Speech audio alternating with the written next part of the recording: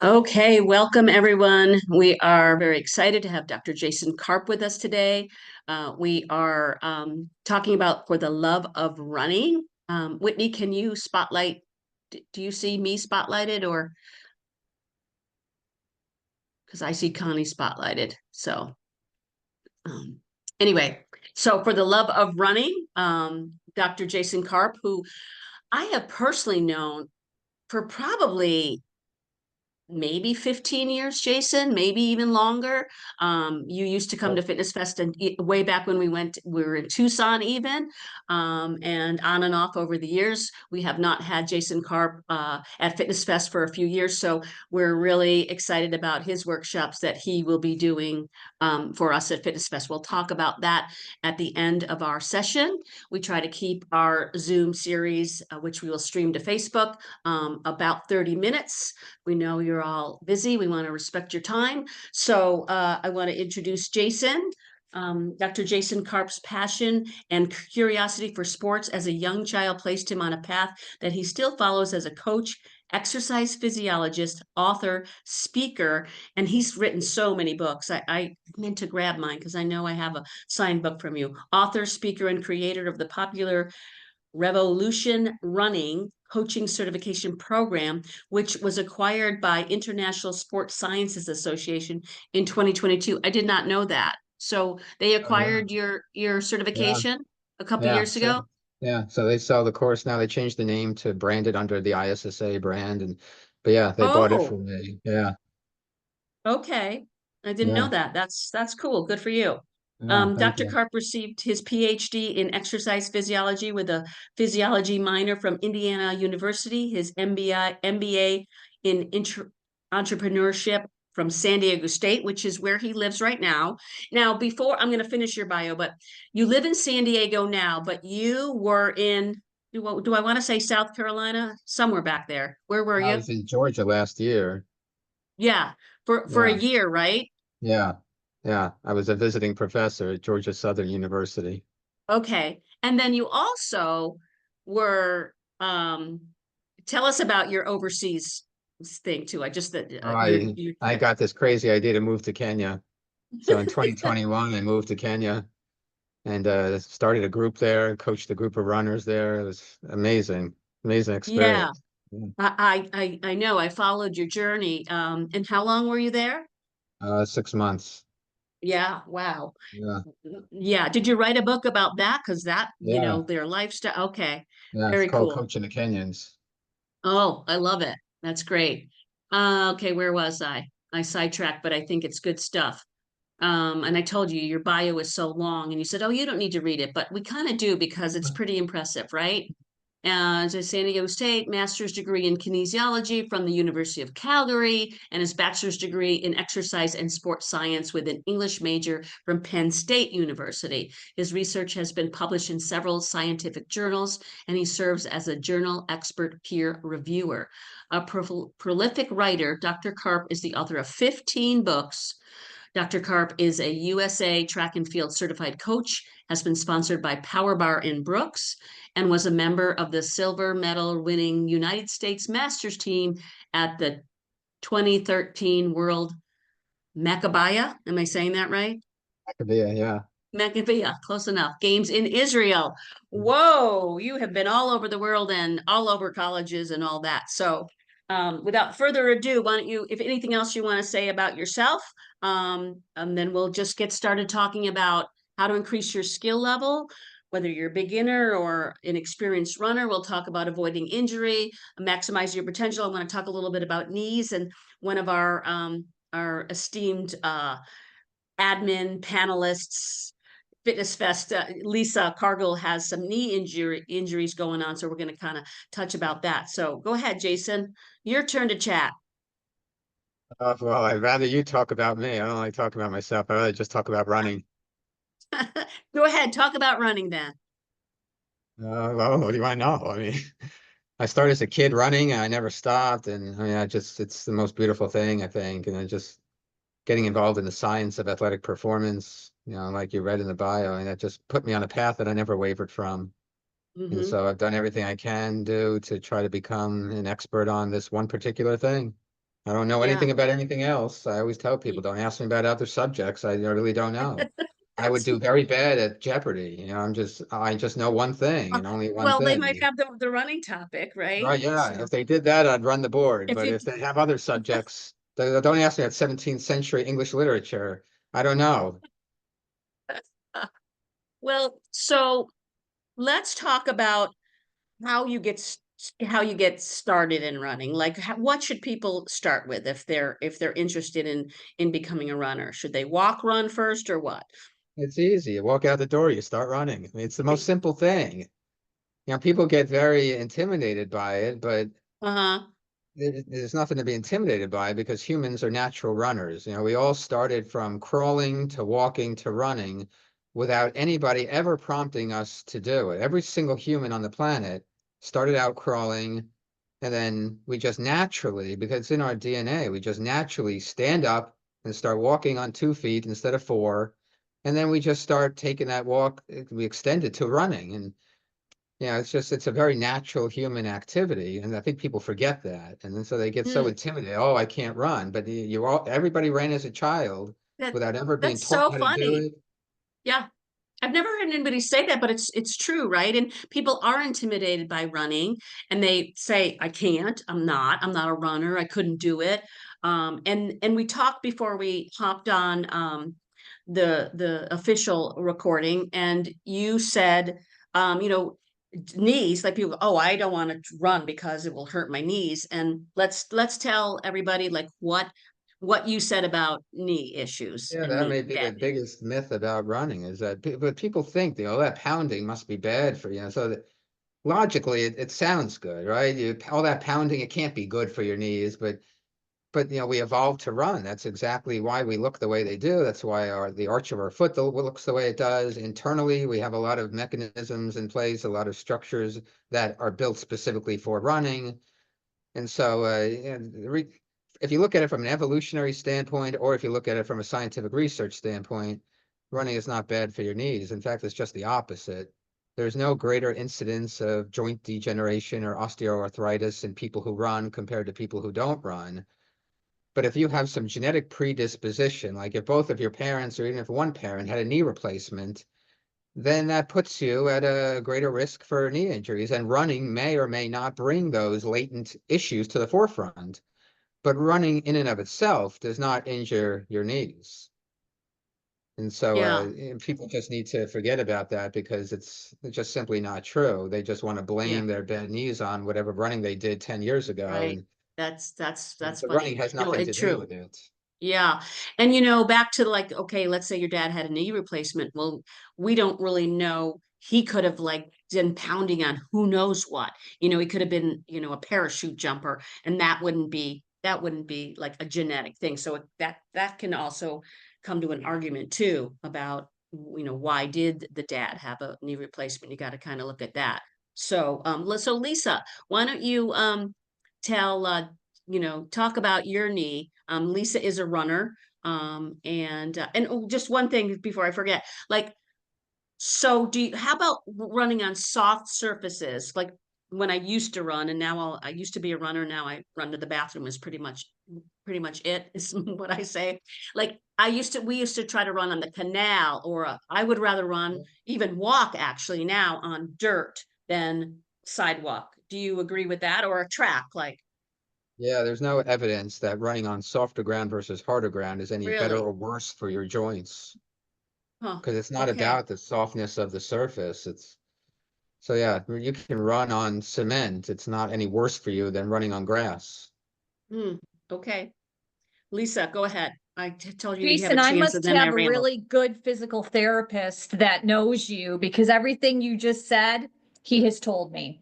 So, Hmm. There you go. See, I don't make yeah, this stuff up. no, I know. It's It's funny. And I will give props to you, Jason. When I took your running certification course at Fitness Fest, however many years ago it was, that actually really kind of was a trajectory for me to start a habit of running in Good, my mid good, 40s. I mean, I had done it a good. little off and on, like in my 20s, and it was boring and I couldn't get into it. And then something happened in my 40s and a light switch turned on. Yeah. And Yeah.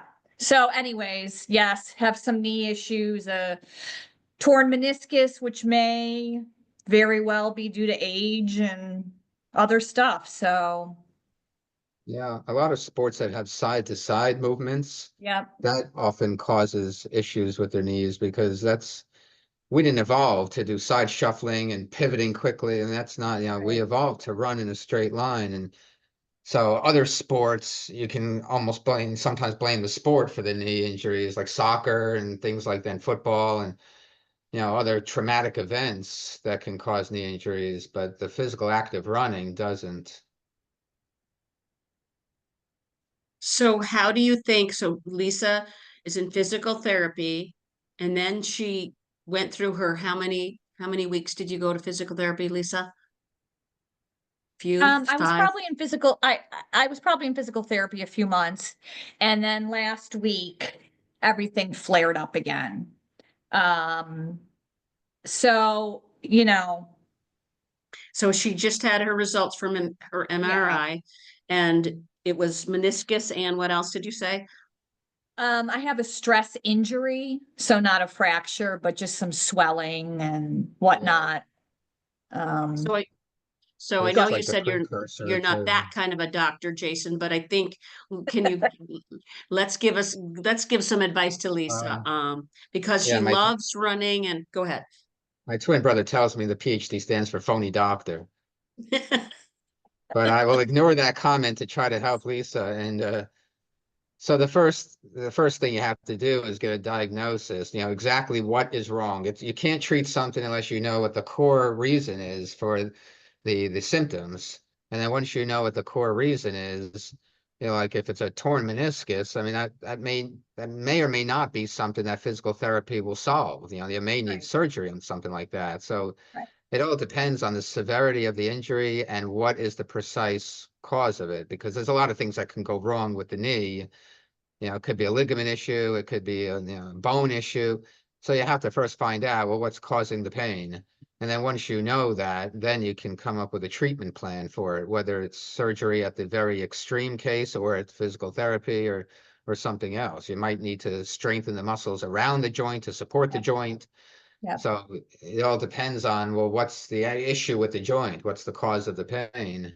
And then once you know that, then you can plan, what to do to solve the problem. Well, and I know, Jason, that you would also probably say that down the road, once I figure these things out, I'll probably be going back to running. Oh, sure. Because I mean, Yep, there are people with knee replacements who still yep, run marathons. So yep, yeah, I mean, and like I said, because running is not the cause of the injury, then there's no reason why after you get past the injury and you no longer have pain, there's no reason why you can't go back to running. Of course you right. can. There you Yeah, go. there's That's such a what we want to stigma hear. out there over that. Yeah. It's great. I know that, I have personally never heard, what like about the difference between the soft surface and the hard surface. There's no proof on that. How about like how when you do your clinics and your certification, like can you talk about, alignment and foot placement and all that kind of stuff? Yeah, the biggest mechanical issue with running, I mean, running is a very low skill type of a sport. It's not like other sports where you really have to learn the movements. Since we Yeah. all naturally know how to run, really the only thing you need to focus on is where the foot lands on the ground when you're running. And the most important technical aspect of running is to try to have the foot land as close to underneath your center of gravity as possible.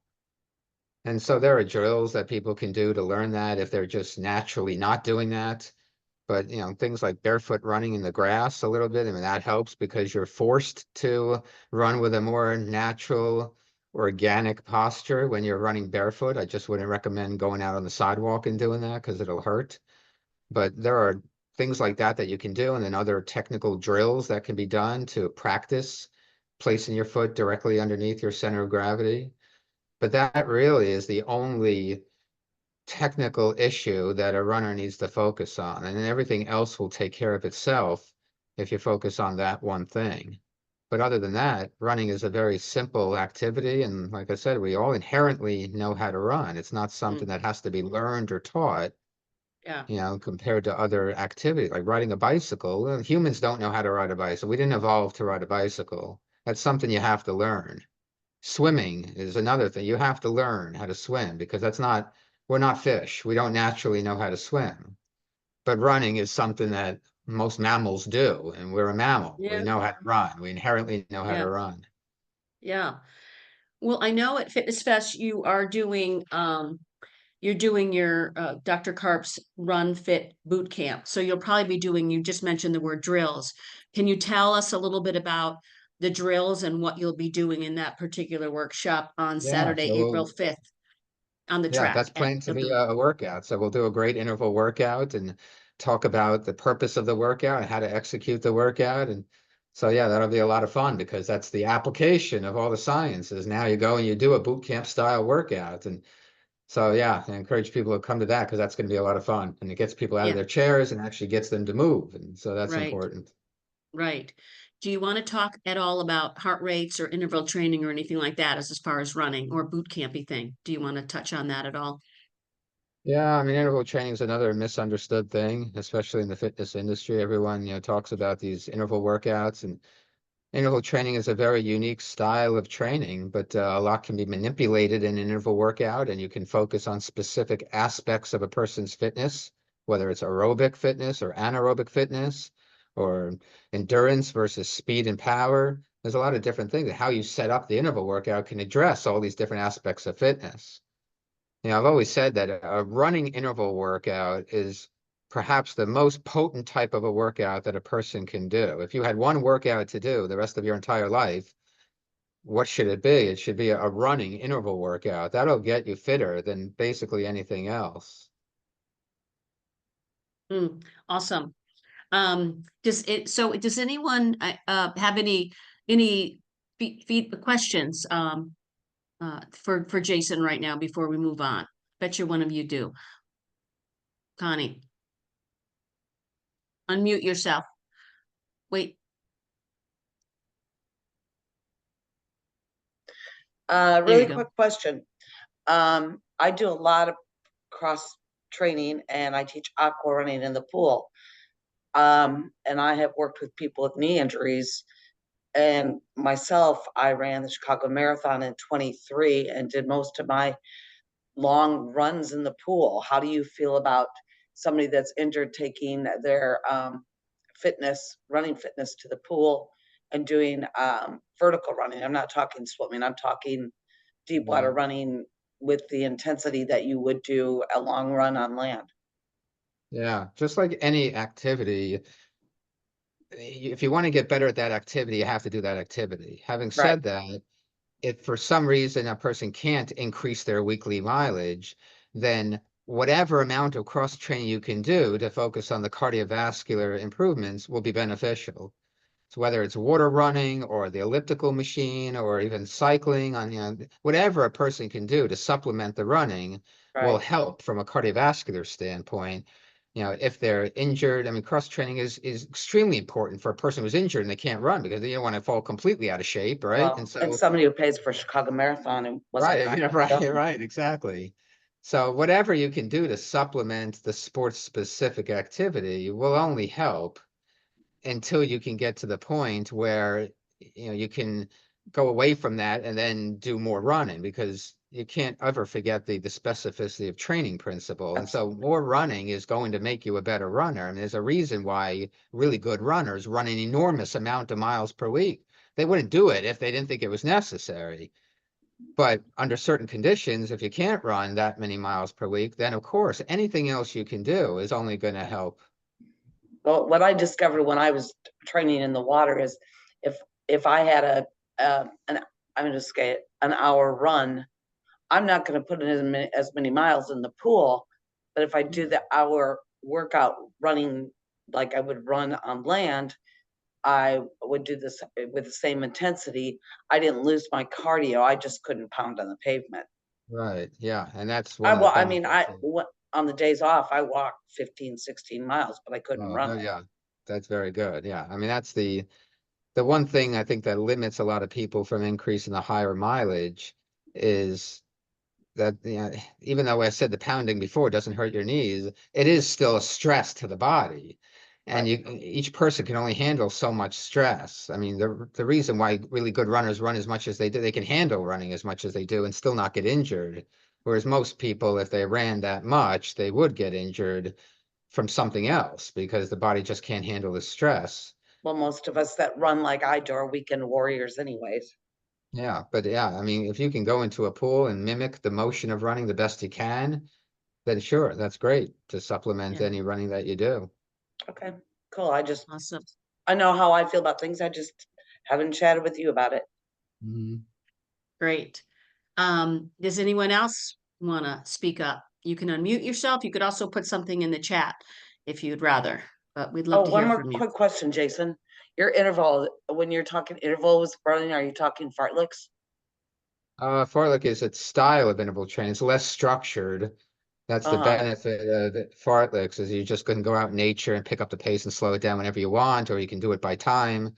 Whereas an interval Mhm. workout just has more structure to it. It's a set distance or a set time, a set amount of recovery. It's less free form than a fartlek. Okay, cool. Thanks. Anybody else? Lisa. Jason, I actually have a question for you about the popularity of running. Because when I started about 10 years ago, and I know it was prior to that, but I feel like there's been this huge boom. And Yeah. I'm wondering what factors you attribute it to. I guess one of the things with me is I love my gear. I love my watch. I love my earbuds. I love all my stuff, and it keeps me motivated. So I know there's been a boom in that, but I don't know if you could talk to what else has kind of happened that's caused this explosion in running across the ages. I think there's a few things. One is, well, that we had kind of like a second boom during the pandemic when the gyms were closed and Yeah. and that was the only thing people could do, go outside Right. and walk or run. So we kind Right. of had a second boom. But I think that there's a few different reasons for it. One is it's a very effective way to lose weight, and a lot of people pick up running to lose weight. You know, when people think of weight loss, the first exercise they're going to think about is, well, let me start running because it is extremely effective way to lose weight and especially to keep the lost weight off. There's plenty of research to show that the more people decrease how much they run over the years, the more weight they put on their body.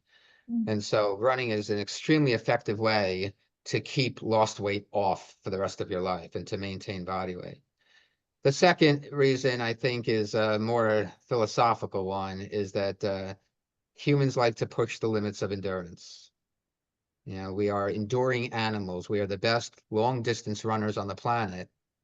You know, we can outrun other animals to death. They can outsprint us. Most other mammals are much faster than human, Okay. but we Cool. can outrun them. We can outlast them for a very long time because we have certain abilities that other animals don't, like our ability to sweat. The major way we cool ourselves is the evaporation of sweat. You know, your cat or dog doesn't sweat. It's very hard for them to run for long periods of time because they will overheat. And so we have a great way to control our body temperature. And so I think people are just in tune with that humans have this almost desperate need to push the limits of what it means to be human. And that means to push the limits of endurance. And that's why people are so drawn to the longer races. You know, when I go racing a track meet, there's not that many, runners there. It's a more, competitive crowd, younger crowd. But you show up at a half marathon or marathon, there are tens of thousands of people.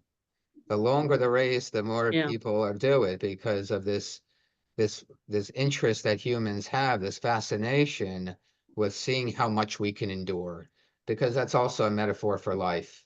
If I can run a marathon, then I can handle the difficulties of life. I can endure the stress of life. And so I think that's why a lot of people are drawn to it, is because it's who we are as humans. Love it. Interesting stuff. Interesting stuff. We're gonna wrap it up soon, but I did want to do you have some comments about shoes? Yeah, shoe selection is overcomplicated. You go into a shoe store, there's a million kinds. I know one brand is better than any other. Nike tends to be on the forefront of the technology of shoes. You know, they Even put the for running carbon. shoes? Because Yeah, I've I mean heard not. Nike. What was that? I heard not on Nike. Oh yeah, Nike usually, I mean, they have a whole research lab. I mean, a lot of the shoe companies have a research lab now, but yeah, I mean, Nike was the first ones to put the carbon fiber plate in the shoe, and now all the other shoe companies have copied them. And Nike tends to be on the forefront of pushing the limits of technology because Okay, they have the money to do it. yeah, But then the other companies try to match them, and we see yeah, that happen a lot. But that doesn't mean they're any better. There's no one better shoe company than any others. There's three major categories of shoes: the cushioning slash neutral shoes, the stability shoe, and the motion control shoe. Over 90% of people need the first type, the cushioning slash neutral shoe. Then a smaller hmm, percentage go for the stability, and then an even smaller percentage go for the motion control shoe. And what type of shoe you choose comes down to your running mechanics, how your foot lands on the ground, whether how much pronation versus supination, and then what feels most comfortable. I mean, that, believe it or yeah, not, research shows that the shoe that feels the most comfortable when you're running, that's the most important factor. And so people will naturally match their comfort to the type of shoe that they should have. So I never give shoe recommendations because, that's kind of silly. I mean, what's good for me is not going to be good for somebody else. And there is no best type of running shoe. It really just comes right. down to, what feels the most comfortable when you run. Yeah, but don't you think they should, if they're going to be a true runner, and what I mean by that is you're going to put some miles on. It should be a running shoe, Oh, sure, whether of it's course, yeah. Nike or Brooks or whatever, but it shouldn't be Right, yeah, right, a yeah. slip-on Kizik shoe, for Right. example. Yeah. You shouldn't run in shoes that are made for football. You shouldn't run in shoes that are made for tennis. I mean, of Yeah, course, yeah. yeah, right. But there are some people who believe you shouldn't wear shoes at all. So, That's true. A lot of that barefoot stuff, and you did mention running barefoot in the grass, which is you know, yeah, good to feel the earth kind of thing. yeah. Okay. Let's see. Any other questions? I'm going to so Jason is going to be at Fitness Fest April 4th through the 6th. April 4th, we mentioned at the end of the day. So Ability 360 is our venue in Phoenix. And it's near the Sky Harbor Airport. It's on Priest in the 202 if you guys are local, anyone listening in or watching in. And then so they have an actual running track. So we're very excited about that. It's an indoor running track, and Jason is going to be doing his Run Fit Body Boot Camp, which we mentioned earlier. Is just going to be lots of fun and just some drills and skills and a great workout for the end of the day. And then on Sunday, April 6th, you are doing a lecture called Fitness Myths, Misconceptions, and Misinformation. And I'm sure you're up to date on all the BS that's going on and all the Yeah. research, and you're a real research guy. When we talked about your bio, you're one of those smart guys, and so you're gonna keep up on that and talk about that. Kelly Lafer just said hi, Jason. Glad you're coming back to present in Arizona. So Kelly Lafer was we did Fitness Fest at ASU for probably 6 years, and Kelly Lafer was the coordinator there. So that's probably where you guys connected. So thanks for hopping on, Kelly. Um, I don't think Kelly's going to be able to be there that weekend, right, Kelly? You can't come just to see Jason?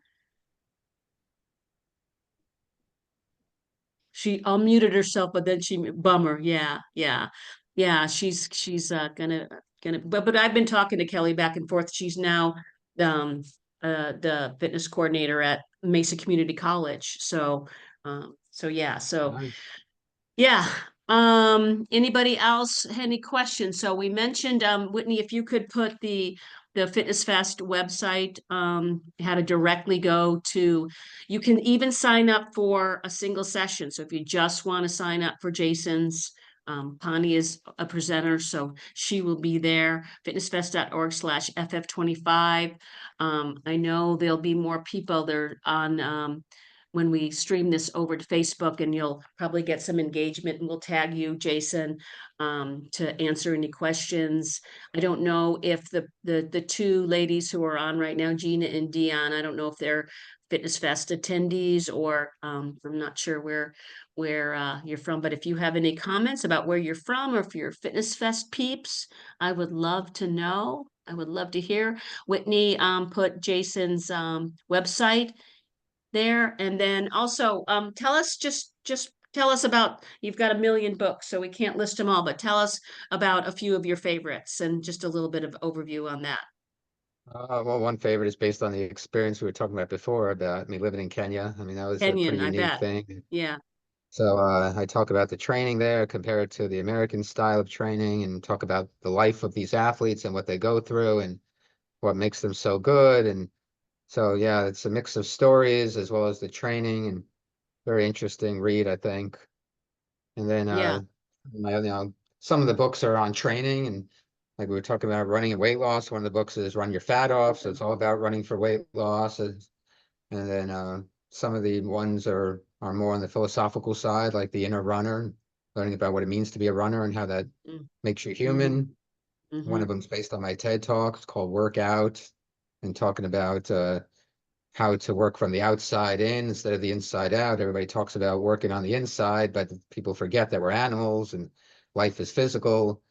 And so if you work on your physical body first and make it strong and resilient and enduring, that changes you on the inside. You don't have to worry about changing yourself on the inside. You have to focus on changing yourself on the outside, just like other animals do. So that book is Um, pretty unique because it's all about looking at who we are from the outside in instead of from the inside out. I love it. Sounds awesome. So again, the website is there in the chat. Dr. Jason, that's easy. drjasonkarp.com.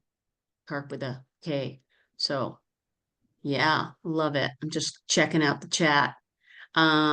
Any questions, feedback, or anything else you want to say, Jason or Lisa? Did we fix your knee? I'm looking forward to getting back to running again. Thank you for Good. reminding me it's going to be there again for me, Jason. I appreciate Of it. course. Of We course. needed that hope, Jason. Okay, we can't have Lisa be crabby. Okay, she loves working out, she loves exercise, she loves running, and she gets in that zone. So you know, I need her to be, you know, on top of her game so that she can be the Good. best she can be at Fitness Fest selfishly. Okay, so thank you Good. for giving us hope. You're welcome. I love it. It's The dope in great. the now. Yeah, so she'll hope that she's only a month away, Lisa. You can be running on that track with him at That's the right. Saturday That's right. evening session, right? Late afternoon session. Yeah. We'll drag around that track. Okay. Thank you, everybody. Thank you so much, Jason. This has been very interesting and Yeah. fun. We My look forward to pleasure. seeing you at Fitness Fest. Thanks, Deanne. I don't know if I'm saying you right, Deanne, but thank you. She said thank you for the invite and the presentation. You're All welcome. right. Thank you all.